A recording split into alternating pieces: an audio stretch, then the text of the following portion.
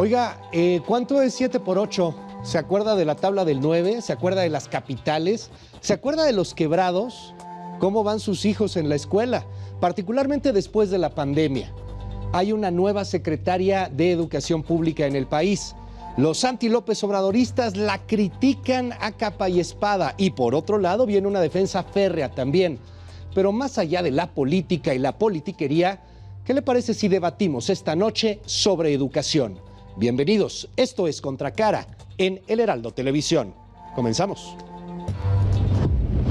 La educación ha sido uno de los grandes retos en México debido a los problemas que enfrenta el país, como la falta de cobertura educativa por variables tanto sociales como económicas, la calidad educativa, el ausentismo, la falta de infraestructura y servicios básicos como el agua, así como la deserción escolar relacionada con el cierre de escuelas por la pandemia de COVID-19. Desde antes de su llegada al gobierno, López Obrador prometió transformar la educación del país, empezando por hacer a un lado la reforma educativa del 2013, propuesta por el gobierno anterior de Enrique Peña Nieto, con la cual se establecía, entre otras cosas, la evaluación obligatoria y periódica de todos los maestros del país como elemento para regir el ingreso, la permanencia, la promoción en el empleo y el salario de los trabajadores de la educación, a cargo del Instituto Nacional para la Evaluación Educativa.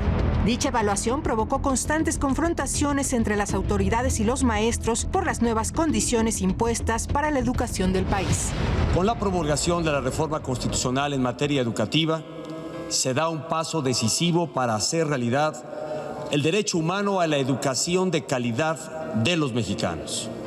Con ello, avanzamos en la construcción de un marco legal moderno y eficaz y fortalecemos la Rectoría del Estado mexicano en la educación. Vamos a cancelar la mal llamada reforma educativa porque, aunque parezca increíble, no tiene nada que ver con mejorar la calidad de la enseñanza. Nos vamos a poner de acuerdo con maestros, con padres de familia, vamos a elaborar un plan educativo para mejorar de verdad la calidad de la enseñanza. Va a haber una auténtica reforma educativa sin afectar los derechos laborales del magisterio. Después de asumir la presidencia, López Obrador llegó con su reforma educativa que garantiza la gratuidad de la educación en todos los niveles, desde inicial hasta superior. Además, desapareció el Instituto Nacional para la Evaluación Educativa y en su lugar creó la Comisión Nacional para la Mejora Continua de la Educación y con ello eliminó los exámenes de diagnóstico obligatorios y punitivos para acceder a una plaza y mantenerse en ella. Se elimina ese sesgo privatizador, contrario al propósito de que la educación sea pública, y se establece con claridad en la Constitución el derecho a la gratuidad de la educación en todos los niveles. En 3 años de gobierno, el titular del Ejecutivo ha llevado a cabo distintos ajustes en materia educativa, como el cambio del contenido educativo de los libros de texto gratuitos, con la intención de forjar las nuevas generaciones en un contexto más humanista que permita, en sus palabras, borrar el neoliberalismo y el neoporfirismo, o la eliminación de las escuelas de tiempo completo, pues aseguró López Obrador, había malos manejos en los recursos, los cuales se entregarán ahora al programa La Escuela es Nuestra, con el cual los padres de familia se encargan del presupuesto para el mantenimiento de las instituciones en función de las necesidades de cada comunidad escolar. También está el programa de becas a estudiantes de escasos recursos de educación básica, media superior y superior. La realidad es que aún hay un largo camino que recorrer con los mayores problemas para la educación mexicana, que se suman a temas como la pandemia de coronavirus, los cuales han tenido un impacto en los niños mexicanos, pues el cierre de las escuelas provocó un rezago educativo importante y más de 500,000 de estudiantes dejaron la escuela. De acuerdo con un estudio realizado por México Evalúa y el Tecnológico de Monterrey, la mayor deserción escolar se vio a nivel preescolar, cuya matrícula disminuyó 13%, mientras que el segundo sector más afectado fue el nivel medio superior, con una reducción del 7%. Ahora se presentan cambios de aire en la dirección de la Secretaría de Educación Pública. Durante su conferencia de prensa matutina el pasado lunes 15 de agosto, el presidente López Obrador anunció que Leticia Ramírez, quien hasta ahora era responsable de atención ciudadana en la presidencia de la República, será la nueva titular de la SEP, en lugar de Delfina Gómez, quien se separará del cargo para buscar la gubernatura del Estado de México en 2023. Quiero aprovechar para presentarles a quien va a sustituir a la maestra Delfina. Se trata de otra maestra, también, Leticia Ramírez, que está aquí.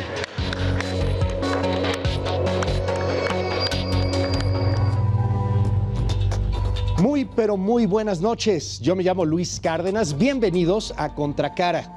Por favor, ingrese a nuestras redes sociales. Vamos a debatir, vamos a platicar sobre la educación, sobre el futuro y el presente de este país. Hay una visión política, hay una visión también desde las organizaciones no gubernamentales.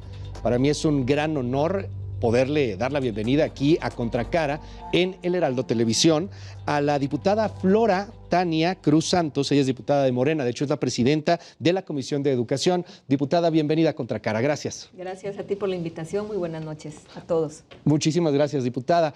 Y bueno, pues desde el otro espectro político está también con nosotros el diputado José Antonio García. Él es diputado del Partido Acción Nacional. José Antonio, bienvenido, ¿cómo estás? Muchas gracias, muy amable. Mil gracias, Pepe Toño, ¿verdad? Excelente noche, Pepe Toño, a tus órdenes. Muchas gracias, diputado. También está con nosotros, y usted ubica muy bien a esta organización no gubernamental, es Mexicanos Primero, que ha sido una organización crítica del modelo educativo y déjeme decirle algo, ha sido crítica con los gobiernos anteriores y también con este gobierno. Se encuentra con nosotros su director de investigación, él es Fernando Ruiz. Fernando, bienvenido aquí a Contracara. No, hombre, muchísimas gracias por estar aquí con nosotros. Y bueno, pues vamos a escuchar también a la ciencia, lo que dice la academia, y con nosotros se encuentra también el doctor Tanius Karam, es profesor de la Universidad Autónoma aquí en la Ciudad de México, también de la Panamericana, un académico de primer nivel en todo lo que se refiere a los temas educativos. Doctor, un honor que estemos aquí contigo. Y aprender además de todos, porque de eso se trata. Reglas del juego, se vale platicar, se vale intervenir, se vale lo que ustedes quieran.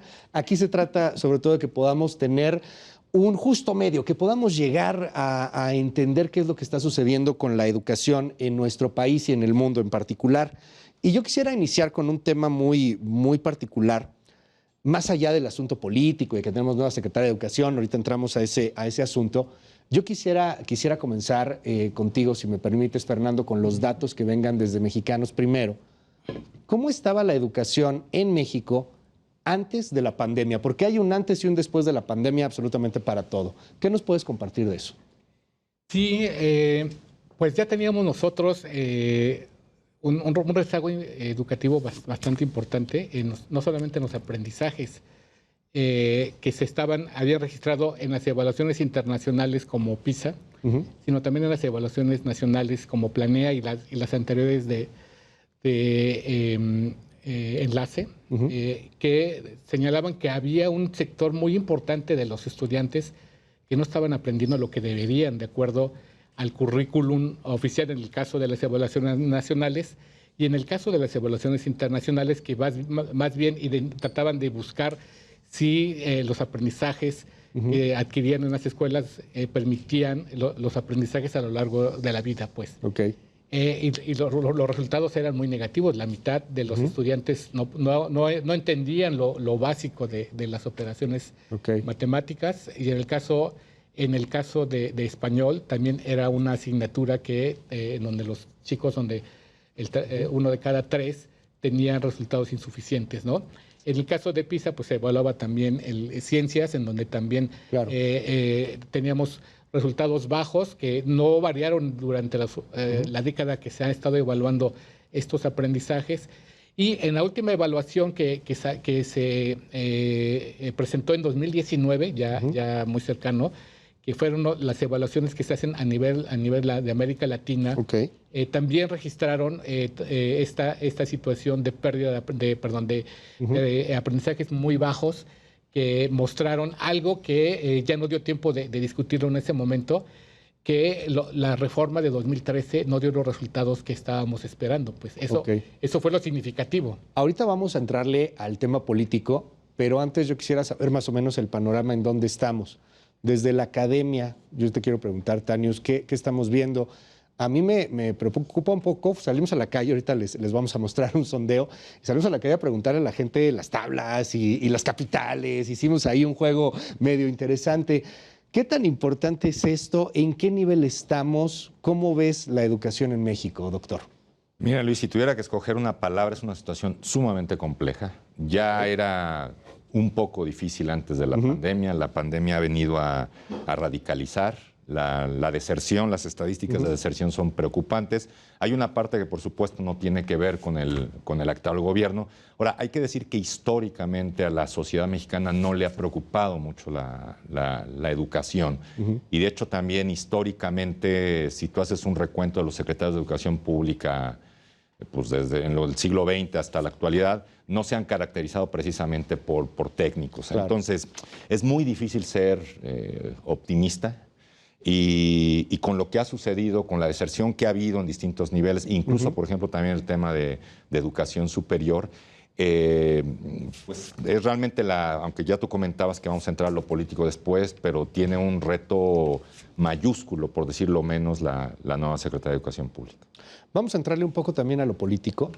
Y yo quiero que recordemos, aquí en Contracara, en el Heraldo, pues nos gusta tener un poquito de memoria. Entonces, no tan lejos, es que a veces se nos olvidan cosas que están muy cercanas. Era Esteban Moctezuma, antes de que fuera embajador, obviamente. Era el secretario de Educación, el primer secretario de Educación de este gobierno de la Cuarta Transformación, y decía Esteban Moctezuma algo que creo que entra mucho en el debate político. No hay un sistema educativo en el país. Está fragmentado el sistema educativo. Este era más o menos el diagnóstico de la 4T en el 2019. No existe como tal un sistema educativo nacional. Hemos encontrado que cada nivel educativo está fragmentado. Cada uno de ellos vela por su propio nivel y de esta manera educación superior no tiene ninguna relación con media superior o media superior con básica. Sí se quejan en educación superior que los jóvenes llegan sin saber matemáticas, pero no aportan nada para que no lleguen así. Diputada, como presidenta de la Comisión de Educación en la Cámara, también de alguna u otra manera, como representante de la Cuarta Transformación, ¿qué leen en el gobierno? ¿Qué lees tú en particular con lo que está pasando con la educación en México? Empezaría preguntándote, ¿estamos de acuerdo en que la situación es compleja? Sí, por supuesto, Luis, por supuesto que es compleja la educación y muy acertados los comentarios que hacen nuestros amigos especialistas en la materia. En México, pues hemos tenido un problema histórico. Esto no es algo nuevo. Este comentario que hace el anterior secretario, el maestro Esteban Moctezuma, pues es muy cierto.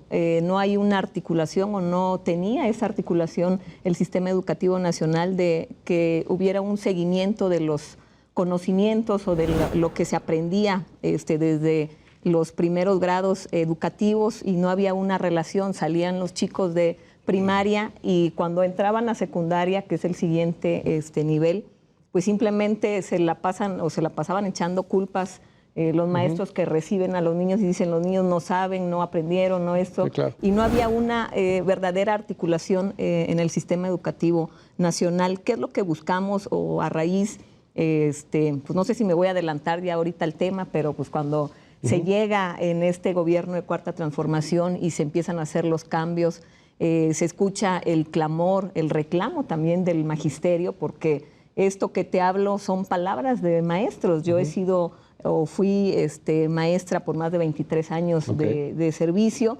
salida así del aula para llegar a la Cuarta Transformación, a poner todo mi empeño para ver qué podemos hacer, qué se tiene que cambiar, ¿no? Entonces, al ver este reclamo del magisterio, pues sabemos este problema que existe al interior del sistema educativo nacional. Y bueno, pedíamos un cambio, pedíamos también que se echara abajo esa llamada reforma. Muchos educativa. La conocemos por la mal llamada reforma educativa de Enrique Peña Nieto, que buscaba supuestamente mejorar y elevar la calidad de la educación. Y hoy aquí nos los dice nuestro estimado doctor, que realmente no se encontraron, no se dieron los resultados que se esperaban con esa reforma del 2013. y simplemente se puso contra la pared al magisterio. Creían que haciéndole una evaluación, simplemente si el maestro pasaba su evaluación, en automático, por arte de magia, se iba a mejorar todo el sistema educativo nacional, toda la educación, y simplemente no fue así. No es a través de evaluaciones punitivas donde se iba a mejorar el sistema educativo, que era lo que buscaba el magisterio, pues que se cambiaran los planes y programas, que se pusiera atención en la parte pedagógica de la educación y pues eso es lo que buscamos con la cuarta transformación. Y ahorita vamos, porque tocaste un tema increíble, que es la evaluación. O sea, ese tema, ¿qué hay que evaluar o qué no hay que evaluar? ¿Se tiene que evaluar o no se tiene que evaluar? ¿Qué opinas, diputado? En el otro espectro político, desde el Partido Acción Nacional, desde la oposición, ¿qué pasó antes? No sé si hay autocrítica. ¿Y qué está pasando ahora? Supongo que también hay una crítica. Yo creo que muchos personajes que están involucrados con la cuarta T hacen mucho referencia al pasado. Yo creo que quien hoy toma un cargo toma también una responsabilidad. Y esa responsabilidad tiene que estar definida en decisiones muy firmes y muy claras.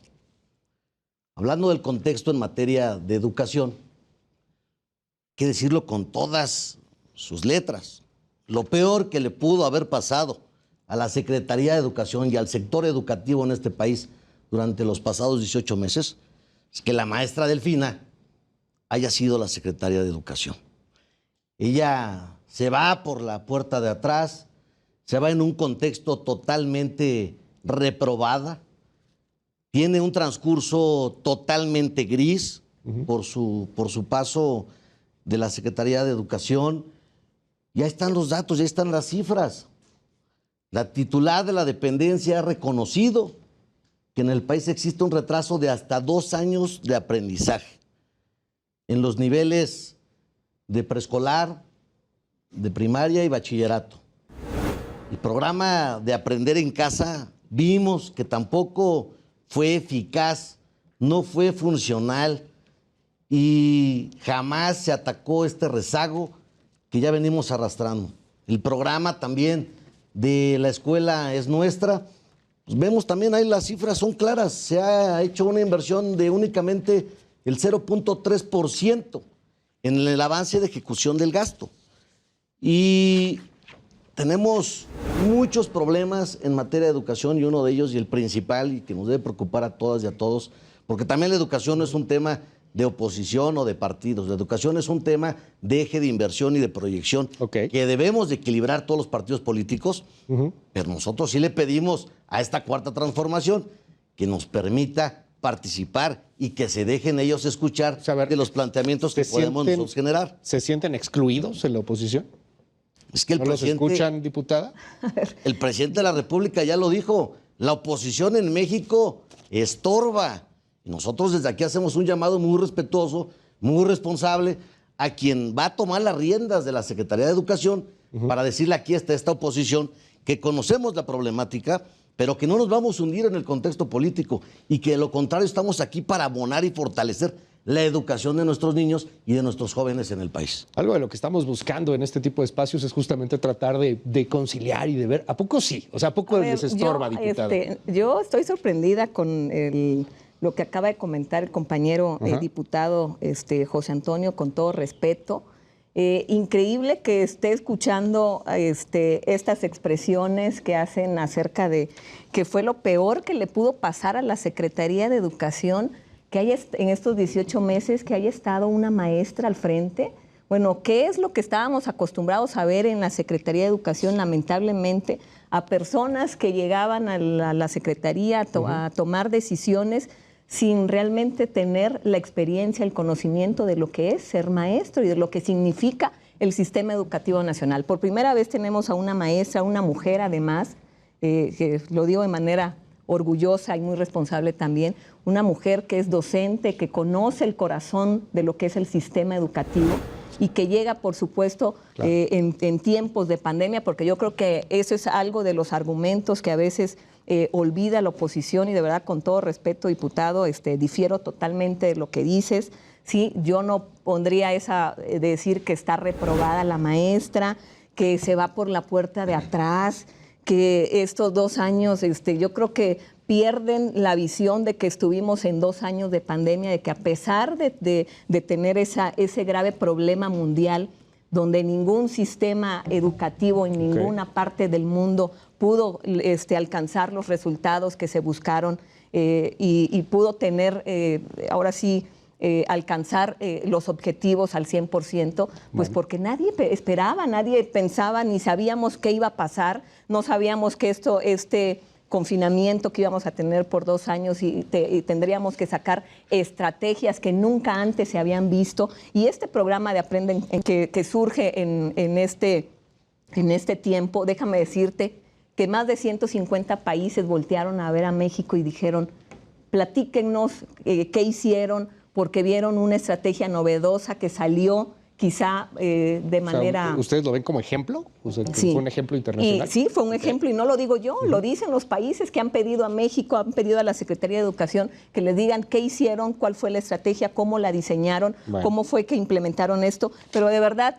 para mí lo mejor que pudo pasar es que nuestra maestra estuviera al frente de la educación. Permítanme un momento, una pregunta así súper rápida, así de nada más sí o no, y a ver si se acuerdan. ¿Tú te acuerdas, Fer, quién era el secretario de Educación cuando estabas en la primaria o en la secundaria o en la prepa? Bueno, no, cuando yo estaba no. ¿Tú te acuerdas, José Antonio? ¿Quién era el secretario de Educación cuando estabas en la secundaria, primaria o prepa? No te voy a mentir. Tampoco Diputada, voy a mentir, no lo recuerdo. No, bueno, ahí en algunas etapas, ¿no? O sea, Porque esto me lleva a plantear la siguiente pregunta. Pero lo que sí recuerdo es que el PRI nos gobernó por muchísimos años. O sea, que sí, no hubo una... O sea, eso sí, quien haya estado al frente era... No, pues sí, seguramente. No, pues si no, de Morena no era, porque Morena no existía, ¿no? Así es. Pero por eso me lleva a plantear la siguiente pregunta. ¿Qué tanto importa o no un secretario de Educación? Hay una polarización frente a Delfina Gómez y frente a Leticia Ramírez y frente a Esteban Moctezuma, y que han sido muchos, que han sido pocos. ¿Qué tan importante es este tema? Luis, yo creo que sí es muy importante. Ahora, aquí el tema, digo, coincido con lo que dice la diputada Tania, en el sentido de que es importante que sean maestras, es importante que sean mujeres. Quizá aquí la crítica, sobre todo a la secretaria entrante, a la maestra Leticia Ramírez, es esta parte técnica de planeación, etcétera. Es decir, yo creo que por una parte se requiere esta visión, que por ejemplo la 4T pues, ha tenido ideas y demás, pero se requiere esta operación, que es de lo que se le ha criticado a veces a la 4T. Por ejemplo, las propuestas estas de renovación de Marx Arriaga y demás, digo que pueden ser discutibles, conceptualmente estar de acuerdo o no estar de acuerdo, pero este componente de operación, de desglose, de cómo vas a aterrizar eso que estás comentando, ha sido un aspecto, porque sí, la actitud ha sido en lo general pues de desconfianza, de cierto desdén respecto a los elementos técnicos, metodológicos, etcétera, que por supuesto la educación pública lo requiere. ¿Qué nos dices, Fer? Yo creo que hay niveles, es decir, el secretario de Educación es una persona que es importante en términos políticos y por la capacidad que tiene, por ejemplo, para intervenir en el diseño de las disposiciones normativas que se van a aplicar en los 32 estados de la Federación. Eso es muy importante. Ya cuando empezamos a ver qué pasa con, por ejemplo, la estructura media de la Secretaría de las zonas de supervisión, eso ya como que se empieza a diluir ahí la influencia de la secretaria. Y a nivel escolar, pues la verdad es muy poco. Pues ellos son como una especie de unidades que trabajan prácticamente de forma autónoma, es decir, con pocos recursos, pero pueden sacar la enseñanza autónoma, ¿no? Vámonos a ir a una pausa y regresamos para debatir este asunto que acabas de mencionar, el tema ideológico. Vámonos al tema ideológico, o sea, ¿qué tanto importa o no? Tenemos una educación colonialista, necesitamos una educación anticolonialista. ¿Qué opina usted? Síganos en nuestras redes sociales aquí en El Heraldo Televisión. Esto es Contracara. Regresamos.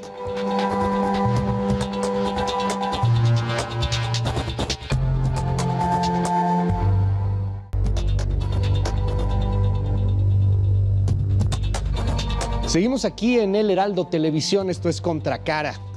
¿Qué tanto influye o no el tema ideológico en la educación? Tenemos una educación imperialista, colonialista, hay que hacerla antiimperialista, anticolonialista. Hay quien dice que esto puede llegar a ser hasta anticientífico. ¿Qué nos dices al respecto, diputado, ¿Qué opinas al respecto de esta ideologización de la educación que se ha venido dando? Yo creo que es un tema que es sumamente importante en la actualidad.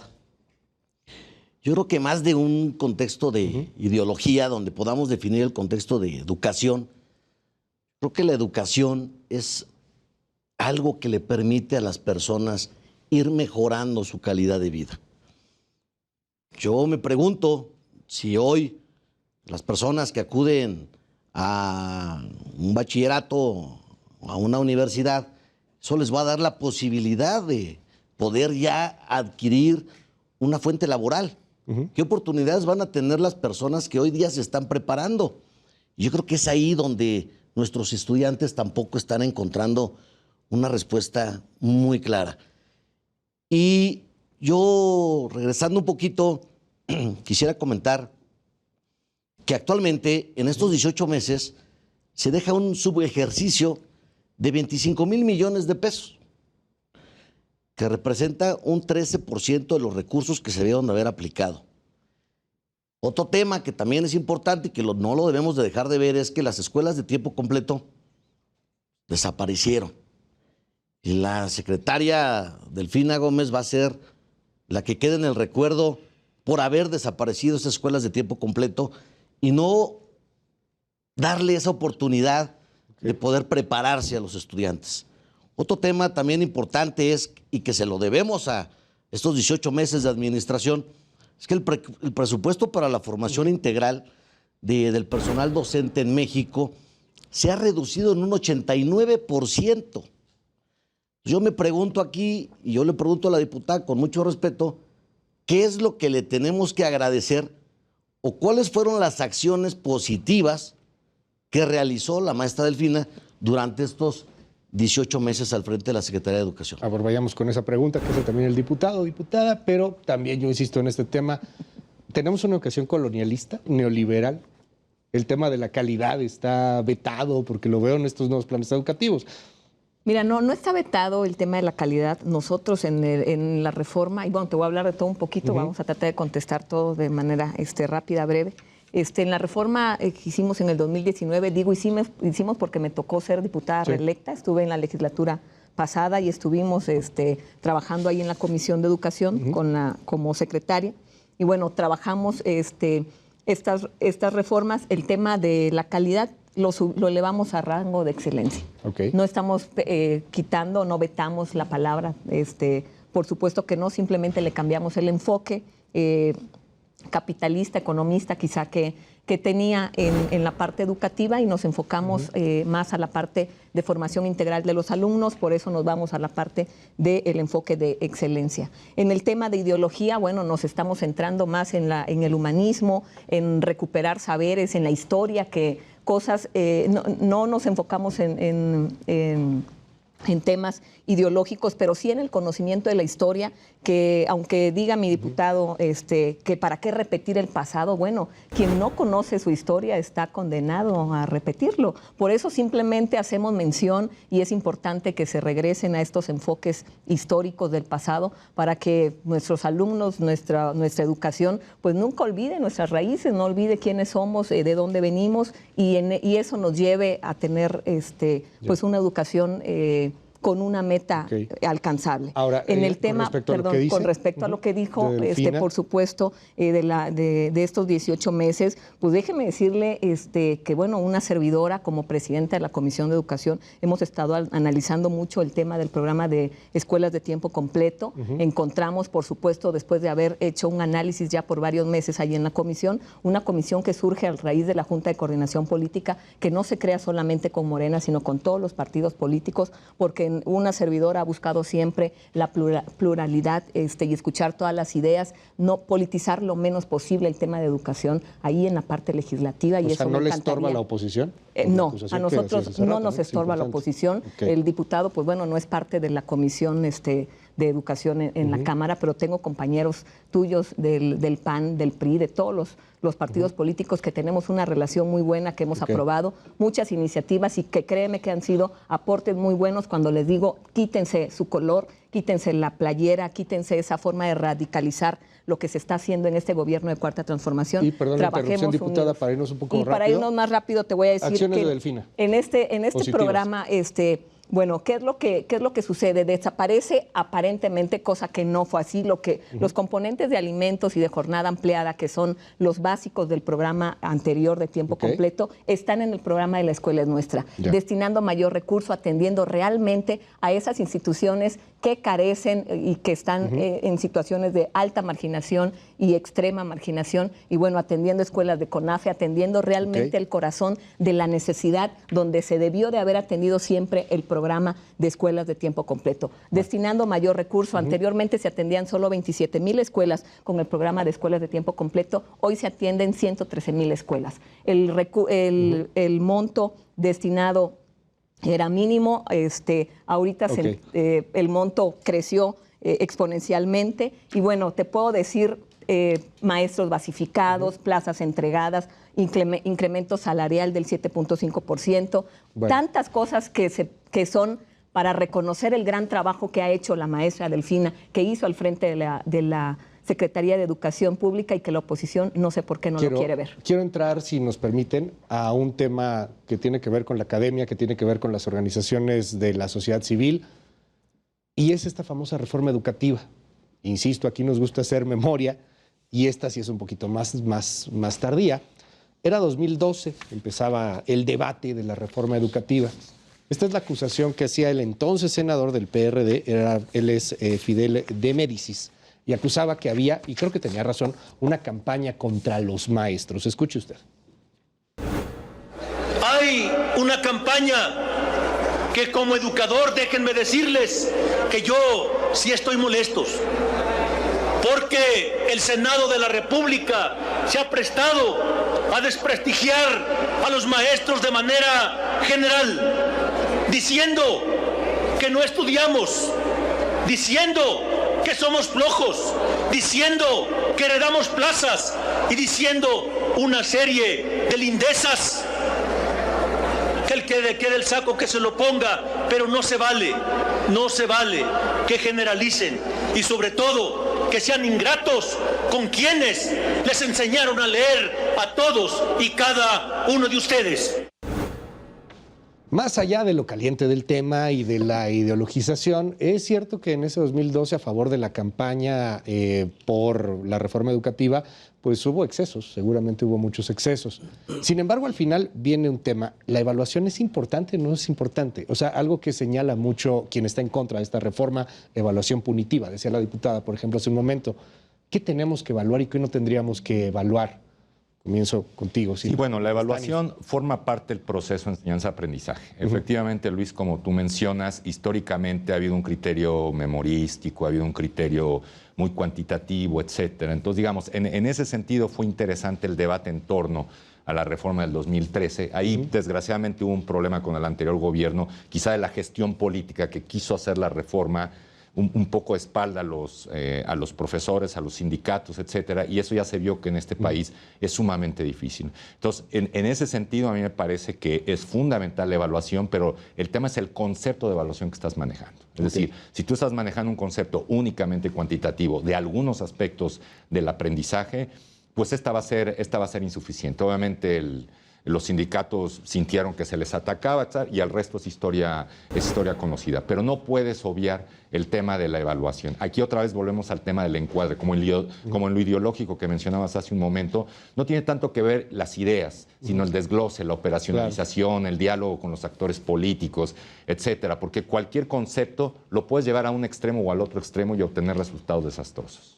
¿Hoy se evalúa algo en el sistema que tenemos? ¿Qué opinan en Mexicanos Primero, Fernando? Sí, me parece, coincido con lo que comenta mi compañero. La evaluación es una etapa del proceso educativo que se realiza y va a continuar realizándose.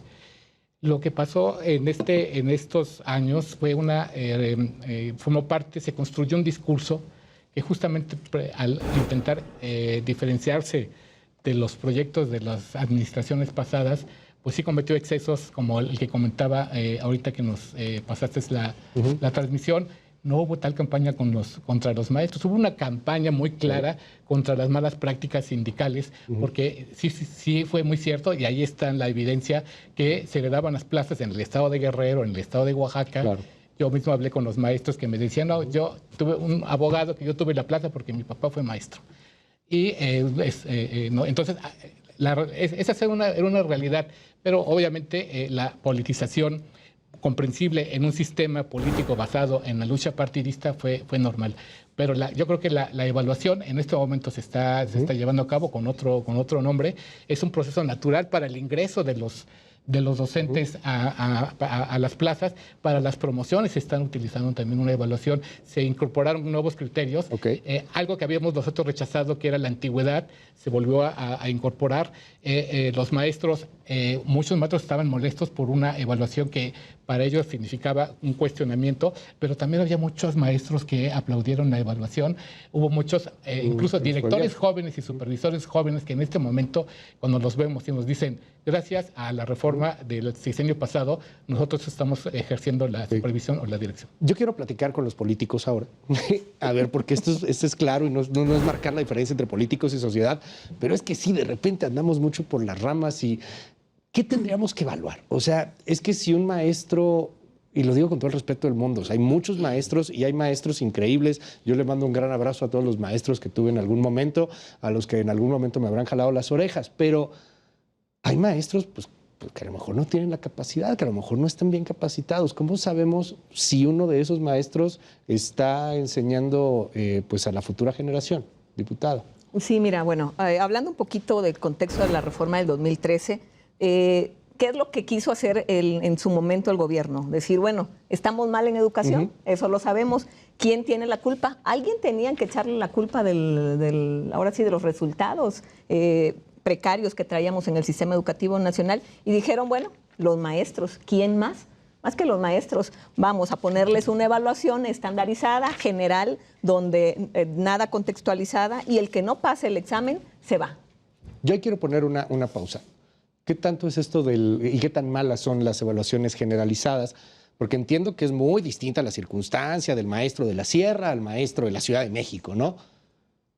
Perdón, a lo mejor voy a decir una barrabasada. Seguramente, a eso me dedico, a decir barrabasadas.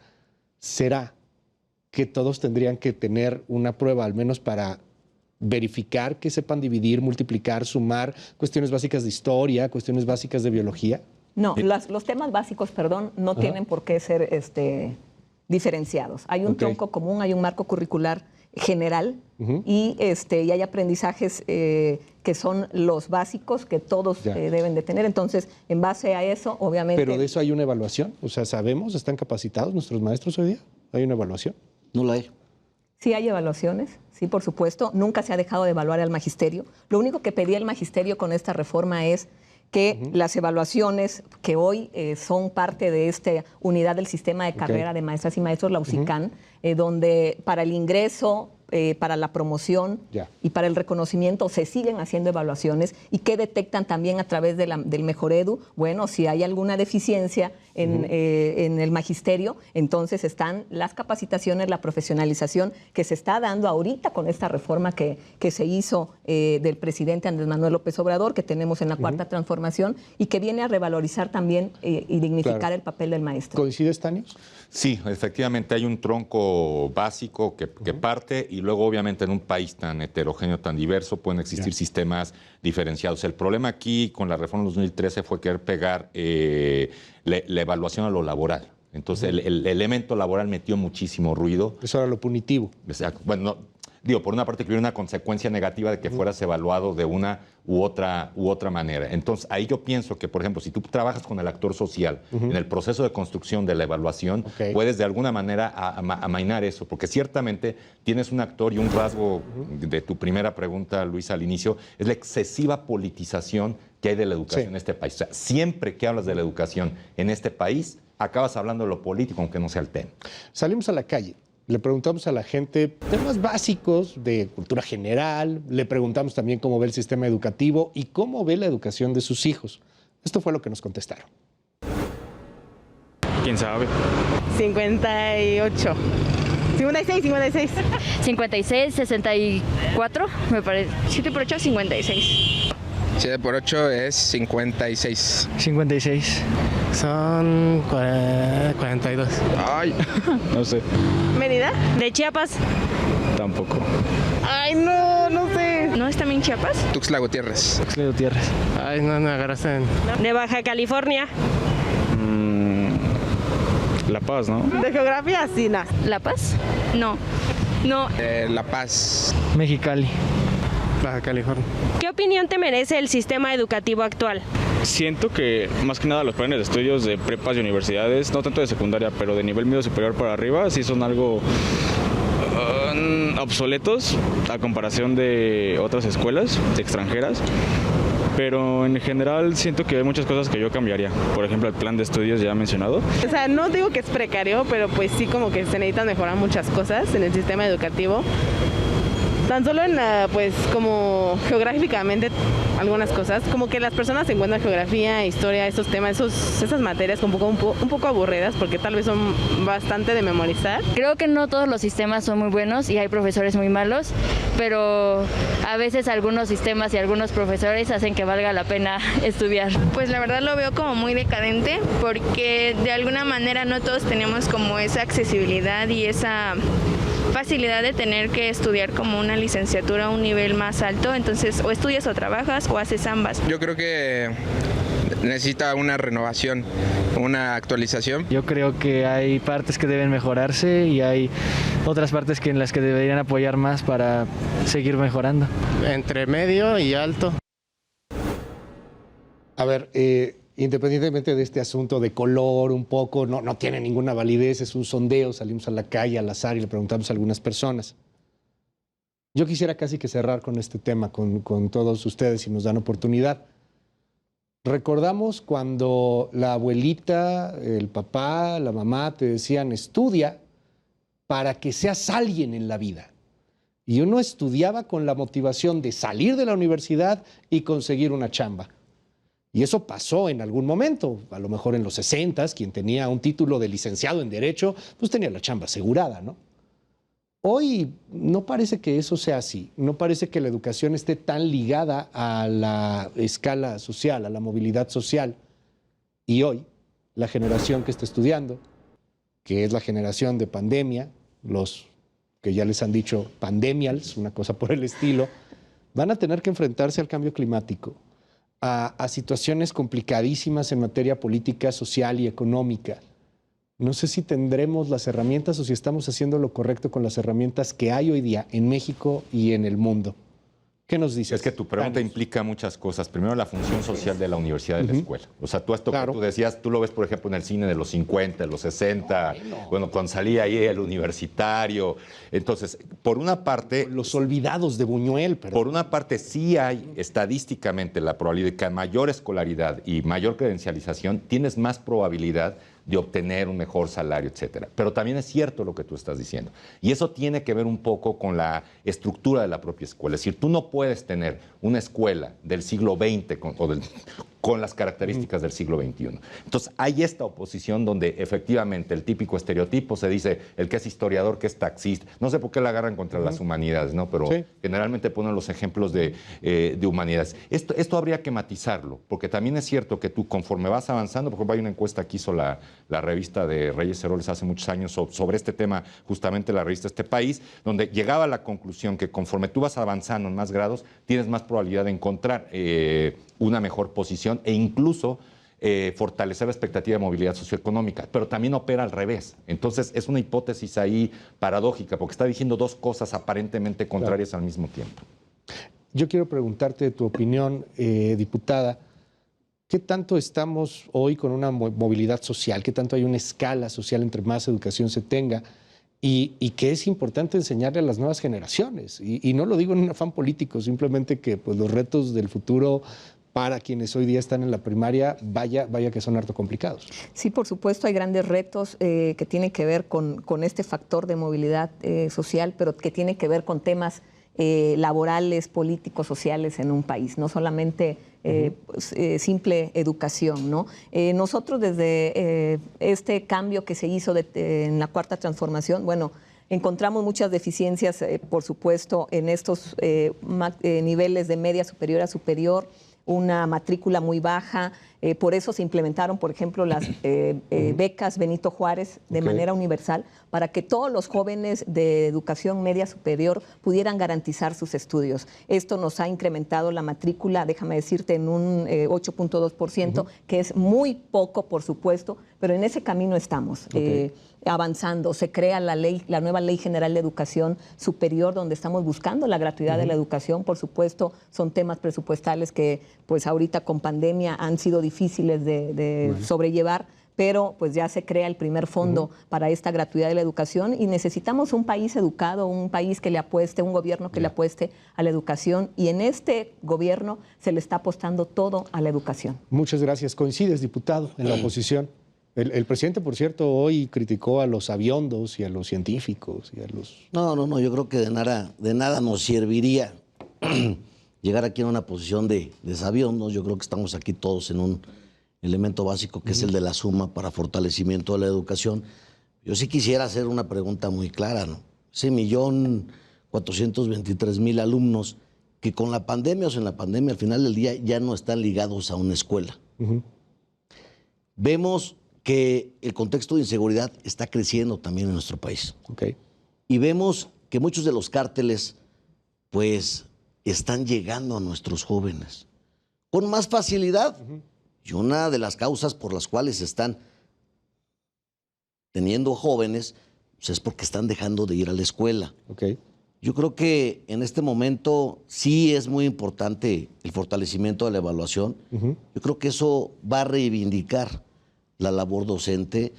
Yo creo que hoy lo que necesitamos es fortalecer la educación, pero con ideas claras y no tratando de darle la vuelta a los temas, porque hoy tenemos escuelas hasta vandalizadas, ¿sí? Y esas escuelas pues necesitan un presupuesto. Y no lo tienen el día de hoy. Muchísimas gracias. Muchas gracias, diputado. Yo quisiera hacer una pequeña observación al respecto. Recordarle al diputado que, políticamente hablando, ¿verdad?, quienes le dieron la espalda a los jóvenes, pues fueron los gobiernos pasados, donde los tacharon hasta de ninis. Desgraciadamente es un término que nunca me ha gustado siquiera mencionarlo, pero desafortunadamente esto fue ahora sí el pan de cada día de esos gobiernos. Entonces, pues bueno...